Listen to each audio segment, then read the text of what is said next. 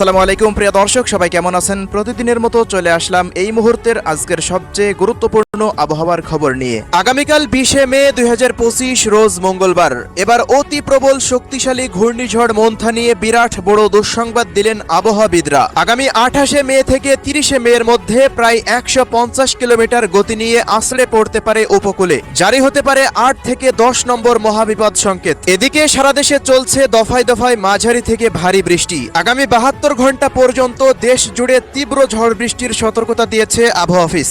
পাশাপাশি গতকালের মতো আজ রাতেও ভারতের পশ্চিমবঙ্গ সহ ঢাকা, খুলনা, রংপুর, ময়মনসিংহ, রাজশাহী, বরিশাল, সিলেট, চট্টগ্রাম বিভাগের বিভিন্ন জেলার উপর দিয়ে বৃষ্টি বা বজ্রপাত সহ তীব্র কালবৈশাখী ঝড় অতিক্রমের সম্ভাবনা, এমনটাই জানাচ্ছে বাংলাদেশ ও কলকাতার আবহাওয়া অফিস। তো প্রিয় দর্শক, আজ এবং আগামীকাল রাজধানী ঢাকা বিভাগ থেকে শুরু করে খুলনা, বরিশাল, চট্টগ্রাম, সিলেট, ময়মনসিংহ, রংপুর ও রাজশাহী বিভাগ সহ ভারতের পশ্চিমবঙ্গের কলকাতা, আসাম, মেঘালয় ও ত্রিপুরা রাজ্যের কোন কোন জেলাগুলিতে আবহাওয়া পরিস্থিতি কেমন থাকতে পারে জানিয়ে দিব। সম্পূর্ণ বিস্তারিত ভিডিওটি শেষ পর্যন্ত দেখার অনুরোধ রইল।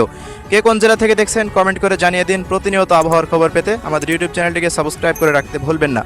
তো প্রিয় দর্শক, আমরা এ পর্যায়ে সরাসরি চলে আসলাম ইউরোপিয়ান আবহাওয়ার পূর্বাভাস মডেল রাডারের উপগ্রহ চিত্রে।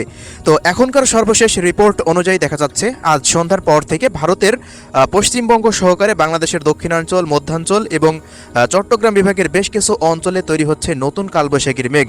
আজ রাতের মধ্যে খুলনা বিভাগের কুষ্টিয়া জেলা থেকে শুরু করে কুষ্টিয়া, মেহেরপুর, চুয়াডাঙ্গা, ঝিনাইদহ, মাগুরা থেকে শুরু করে সাতক্ষীরা, খুলনা, বাগেরহাট পর্যন্ত নড়াইলের আশেপাশে বিভিন্ন জায়গাতে বৃষ্টিপাত অতিক্রম করতে পারে, যা পরবর্তী সময়ে বরিশাল, পিরোজপুর, ঝালকাঠি, বরগুনা, পটুয়াখালী জেলা হতে এদিকে দেখুন ঢাকা বিভাগের ফরিদপুর, মাদারীপুর, শরীয়তপুর, মুন্সিগঞ্জ, গোপালগঞ্জ থেকে শুরু করে ঢাকার আশেপাশ দিয়ে এবং পরবর্তী সময়ে লক্ষ্মীপুর, চাঁদপুর, ফেনী, নোয়াখালী এবং ব্রাহ্মণবাড়িয়া, কুমিল্লা থেকে শুরু করে খাগড়াছড়ি, মানিকছড়ি, লংকদু, দীঘিনালা এই সমস্ত অঞ্চলগুলোতে ব্যাপক হারে আজ রাতে কালবৈশাখী ঝড় তাণ্ডব চালাতে পারে বলে এই মুহূর্তে আমরা দেখতে পাচ্ছি সর্বশেষ রিপোর্টে। পাশাপাশি এই মুহূর্তে দেখুন রংপুর বিভাগের জেলাগুলিতে অস্থায়ীভাবে আংশিক মেঘলা আকাশ রয়েছে, তবে ব্যাপক হারে মেঘ তৈরি হবে আগামী 2 থেকে 5 ঘন্টার ভিতরে।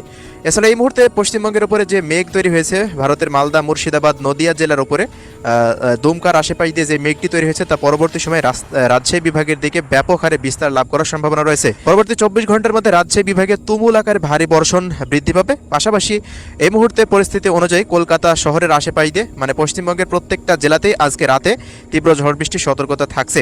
এছাড়াও আজ রাত 12টার পর থেকে রংপুর বিভাগ, এরপর রাত 12টার পর ময়মনসিংহ এবং সিলেট বিভাগ, এই বিভাগগুলিতে রাত 12টার পর থেকে বৃষ্টিপাতের প্রবণতা বৃদ্ধি পেতে পারে, এমনটাই দেখা যাচ্ছে রাডারে। তো এই ছিল রাডারের পরিস্থিতি। আমরা চলে আসলাম ঘূর্ণিঝড়ের আপডেটে। এই মুহূর্তে বঙ্গোপসাগরে মেঘ একত্রিত হতে শুরু করে দিয়েছে এবং এই মুহূর্তের পরিস্থিতি অনুযায়ী একটি সার্কুলেশন তৈরি হয়ে গেছে।